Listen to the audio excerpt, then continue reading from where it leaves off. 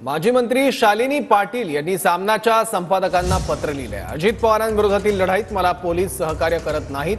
शिखर बँक घोटाळा पोलिसांना किरकोळ वाटतोय असं शालिनी पाटील यांनी म्हटलंय।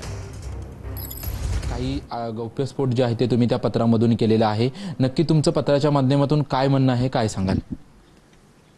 मी शालिनीताई पाटील, मी आपल्या संपादकांना पत्र लिहिलेलं आहे। पत्र असं आहे की सामाजिक महत्त्वाचा एक प्रश्न ज्याच्याकडं मी कित्येक वेळा बोलले, पण आजपर्यंत कोणी लक्ष दिलेलं नाही। हायकोर्टाचा निर्णय जो सुप्रीम कोर्टानं फायनल केला तो असा आहे की शिखर बँकेतला 25,000 कोटीचा घोटाळा त्याचे मुख्य सूत्रधार अजित पवार आहेत।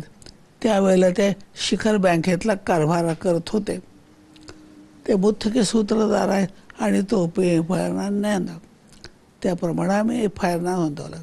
हा पोलिसांना छोटा घोटाळा वाटतोय असा तुम्ही त्या पत्रामध्ये उल्लेख केलेला आहे। छोटे पोलीस उलट म्हणतायत की ही फार किरकोळ गोष्ट आहे आणि कामकाजातनं काढून टाका। जर आता पोलीस किरकोळ म्हणत असले तर मग देशाच्या कोर्टाच्या आदेशाचं पालन कोण करणार? माझी विनंती अशी आहे की हा फार जनतेच्या जिव्हाळ्याचा प्रश्न आहे, ह्याच्याकडे लक्ष द्या। कॅमेरामन अमित चिगवन सह निवृत्ती बाबर, TV9 मराठी, मुंबई।